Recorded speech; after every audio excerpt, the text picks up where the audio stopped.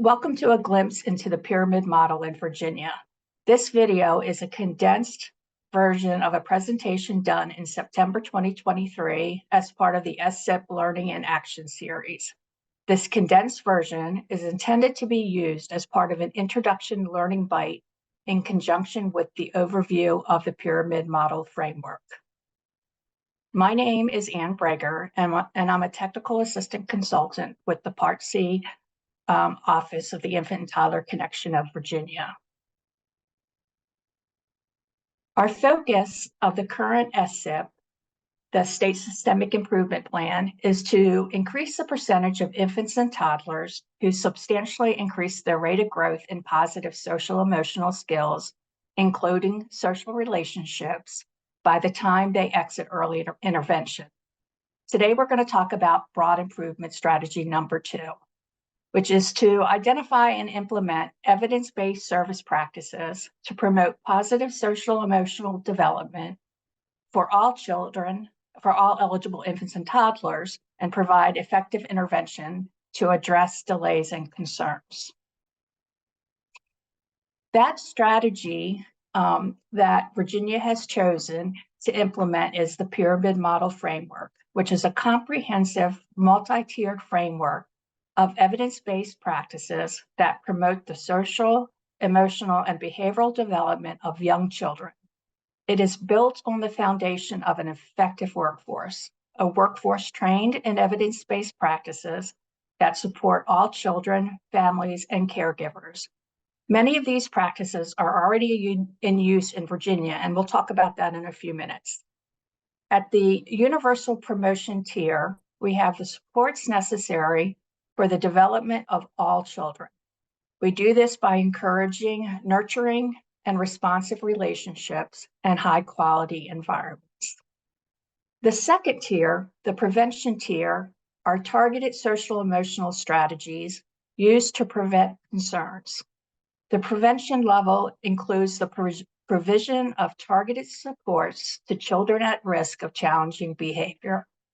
This includes explicit instruction and support for self-regulation, expressing and understanding emotions, developing social relationships, and problem solving. The top tier is the intervention tier.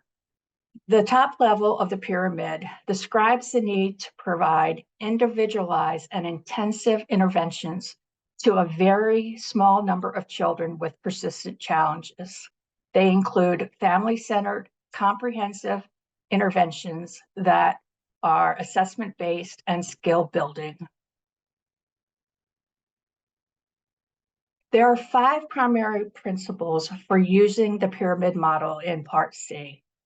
And if you remember Chapter 1 of the practice manual, we have the foundation of early intervention in Virginia, the 7 key principles. As we read through these 5 primary principles for using the pyramid model in early intervention, think about how they align with the practices you are already using. So practitioners use culturally responsive communication and relationship practices that help early interventionists build collaborative partnerships. Practitioners use family coaching strategies to meet the needs of all caregivers.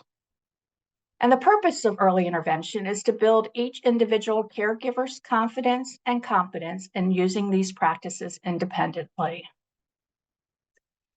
Practitioners provide families with knowledge and skill related to responsive caregiving, nurturing, and responsive relationships.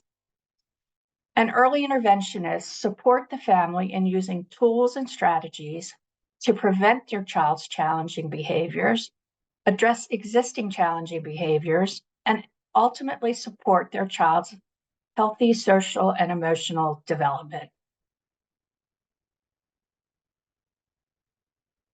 Many of us were trained in the pyramid model through Project SEED many years ago. A lot of work has been done in recent years to develop support and resources specific to early interventionists. Many of our community partners also use the pyramid model, including child care centers and providers, Head Start, and preschool programs.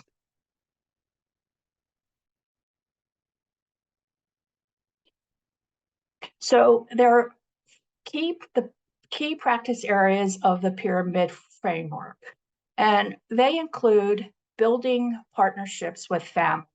And that includes things like not using jargon, addressing each person by their name.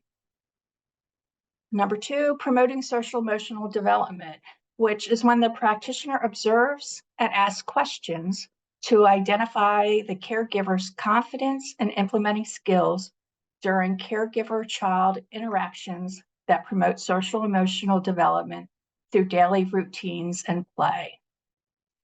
Those dyadic relationship indicators, where the practitioner primarily interacts with the caregiver to support the child and the caregiver-child relationship during visits. Family-centered coaching, where practitioners collaborate with the caregiver to identify opportunities to practice new skills during daily routines and activities in between visits. Supporting families with children with severe, persistent, challenging behaviors. And that's when the practitioner helps caregivers identify times when the challenging behavior is most and least likely to occur. And social emotional assessment. And that's when practitioners identify valid and reliable social emotional screening and assessment tools.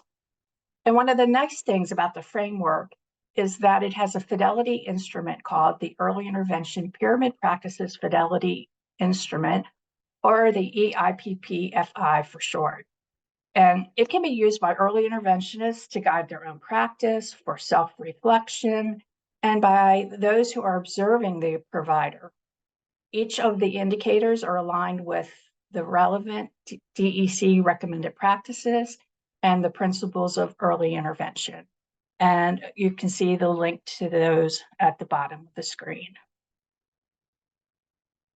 So what is our work group considering?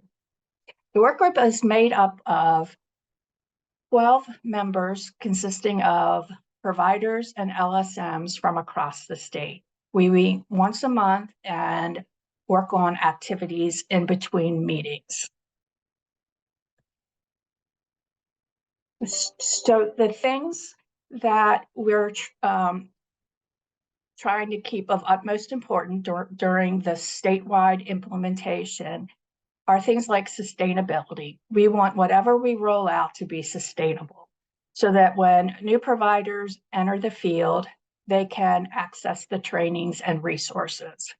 We've been learning about adult learning principles, recognizing that adults learn best when it's important to them, when they can practice it and reflect on their experiences.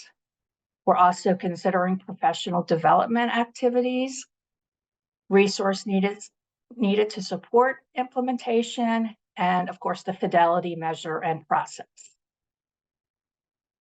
So how can you stay informed?